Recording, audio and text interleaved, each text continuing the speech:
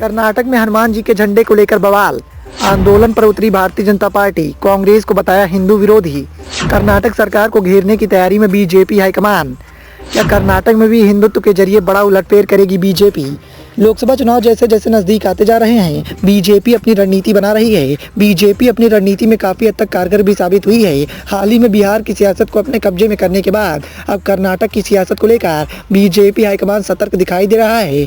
यहाँ भी हिंदुत्व कार्ड के जरिए बीजेपी हाईकमान कांग्रेस को बैकफुट पर धकेलने की रणनीति बना रहा है और इसी के चलते अब हनुमान जी के झंडे को बीजेपी हाईकमान के द्वारा मुद्दा बनाया गया है। कर्नाटक के मांड्या जिले के कोराड़ू गांव में हनुमान जी के झंडे को लेकर तनाव पैदा हो गया। हालात ऐसे विकट हो गए कि गांव में धारा 144 लागू कर दी गई और बड़े पैमाने पर पुलिस फोर्स भी तैनात है। ये पूरा मामला बीते सप्ताह से शुरू हुआ था, जब कुछ युवकों के ग्रुप ने 108 फुट ऊंचे पोल में हनुमान जी का झंडा लगा दिया था। ग्राम पंचायत की ओर से इस झंडे को लगाने की परमिशन दी गई थी, लेकिन कुछ लोगों ने इसके खिलाफ शिकायत कर दी। इसके बाद अधिकारियों की ओर से ग्रामीणों से निवेदन किया गया कि वो इस झंडे को हटा दें। इस मामले के चलते स्थिति तनावपूर्ण हो गई थी और गांव में फोर्स तैनात की गई। गांव में ज्यादातर लोगों का कहना है कि ये झंडा हमारी आस्था का सवाल है और कुछ लोग इस पर राजनीति कर रहे हैं। ग्रामीणों के साथ साथ भारतीय जनता पार्टी, जेडीएस और बजरंग दल के लोग भी उतर आए। गांव में प्रदर्शन भी चल रहा है। शनिवार को झंडा उतारने के आदेश के विरोध में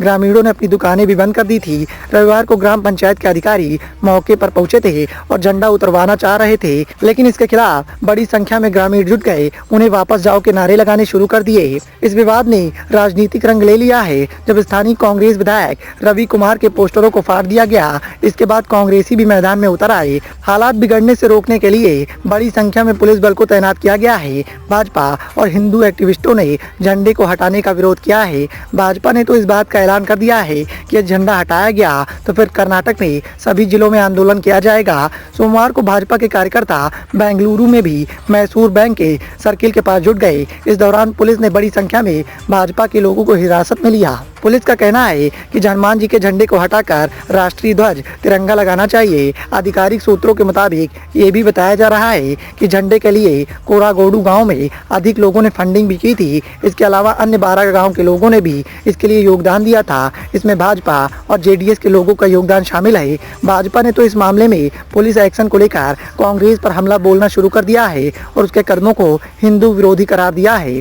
फिर कांग्रेस की सरकार इस झंडे को क्यों हटवाना चाहती है? जिस तरीके से ये मुद्दा उछाला जा रहा है, उससे एक बात तो साफ है कि बीजेपी हाईकमान की निगाहें बिहार के बाद अब कर्नाटक पर टिकी हुई हैं। कर्नाटक में भी हिंदुत्व कार्ड के जरिए बीजेपी हाईकमान कर्नाटक की सरकार को बैकफुट पर धकेलने की तैयारी में जुटा हुआ है। Bureau report, the noise of India.